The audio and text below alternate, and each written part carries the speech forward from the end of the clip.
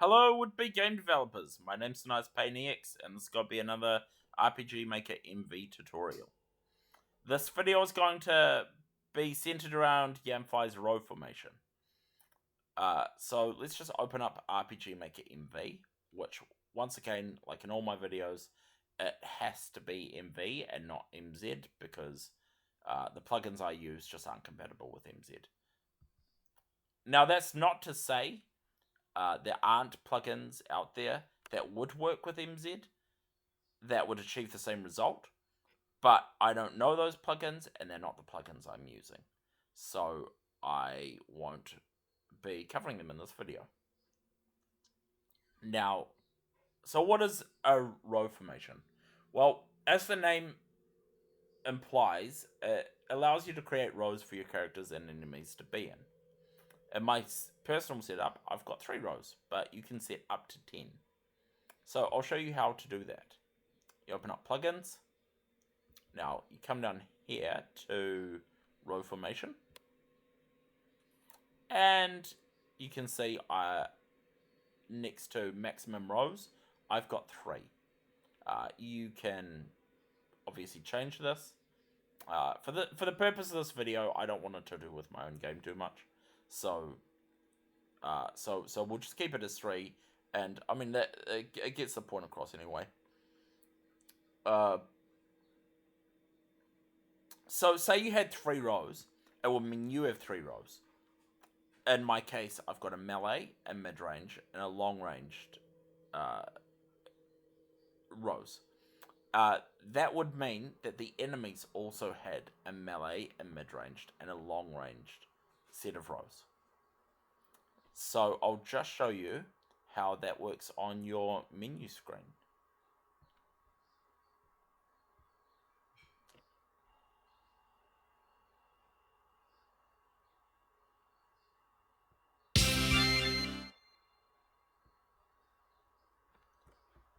Cool, so we come here and you scroll across to row. Obviously your screen's going to look a little bit different to mine. I've got a specific plugin to make mine look a little bit more bland. And the reason for that is because I want to have more than 4 characters. So I'm using a more bland screen because I'm yet to figure out a better plugin for a screen with more characters available. So you go row, and you can see here this little grid. Obviously, this would get bigger if you had more rows. It gets smaller if you had less rows. So I could click this character and move him to the back. I can move her to the mid-range, say, keep her on the front line, or have them all in the back, have them all in mid-range. You know, whatever combination you want, really. So what do we got? Let's move one to the melee range. Cool. So now you will see when I pop that.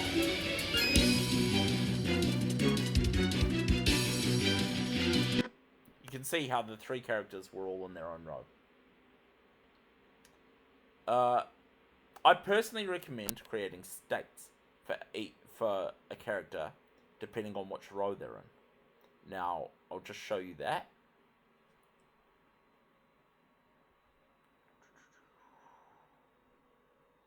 Row formation. So, you've got in row 1, you've got row 1 states. So, when my character is in the front row, row 1, or when the enemy's character is in the front row, they get state ID 12. Now you got to write the ID of the skill, of the state, not the name of the state. So if we come here, and we come down to states, you will see 12 is first row. And what I've personally got that doing is, all it does, simple buffs my attack. Second row gives me resistance to most of the damage types in the game. And third row gives an even bigger resistance, but halves my agility. And because I'm using CTB for my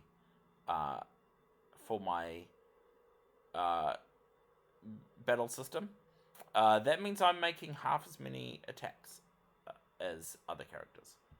So it's a big penalty, but you're getting pretty good defense. So if you're focusing on things like healing and stuff, like the mages really kind of benefit from being in the back row, while as the range weapon characters, I would say, more benefit from the mid row. So I'll show you the difference between melee weapons and range weapons, and it's real simple. So I've got simply this written in my notes: melee. And then for the bow, ranged. And while those don't actually do anything by themselves, what they do is allow you to go into attack, like my skill, just basic attack, and I've got the note tag select condition weapon range.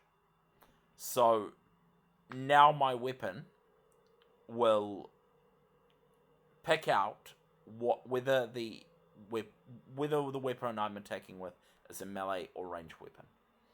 And that's important because melee weapons can only be used against characters in the front row, while those range weapons can attack enemies further back. They can attack any row.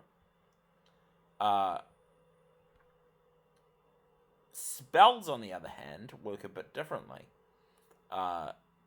So we've got my spell Fire Fist, and if we come down here,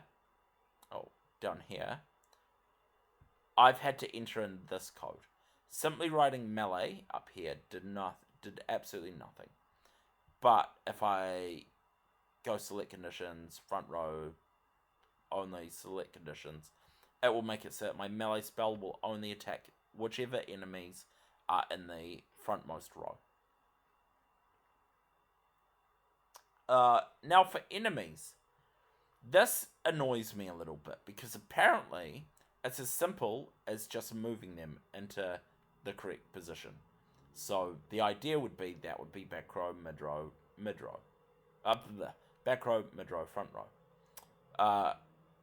I have not found that, however. No matter how many times I've moved them around, it hasn't done anything for me.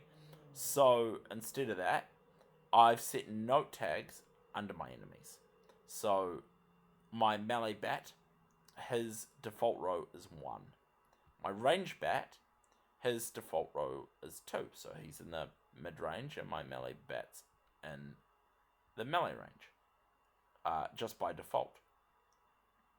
That's what I've had to do because I just haven't been able to figure it out. If anybody watching this video can explain to me better how to do this, please comment in the comment section and let me know how to do that. If you're using other Yanfly plugins, you can do some other pretty cool stuff. Like if we come down here to heal, right? I've got select condition not user, so I can't heal myself. If we go for this big long mess of words, and it has to be specifically this. So if you want me to copy and paste this, just let me know and I will put it in the comment section. This allows it so that my spell will only will only target an ally that's in the same row as me. So the idea is my healer, my cleric, will have to be in the same row as another ally. So if I want to heal someone, I've got to move around the battlefield before healing them.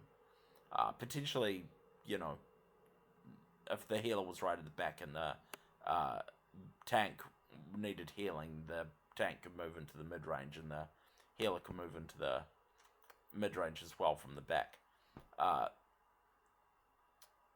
But yeah, so that's needed to do that. Another cool thing you can do is if we turn around and click on Radiant Blast, I've got it so that it targets an entire row. So to do that, you have to have the scope one enemy. You can't have the scope all enemies. And what it does is it allows me to make it so that, as the name suggests, it targets an entire row. And sure, that's not as powerful as attacking an entire, like, all enemies up here. But I would typically, personally, make a spell that attacks all enemies slightly weaker than a spell that attacks an entire row. So that's all I wanted to cover for today. If you've got any questions on anything else related to Yanfly's row formation, let me know in the comments. And also let me know in the comments how you would set up your own rows. Thank you for watching. Please like, comment, and subscribe.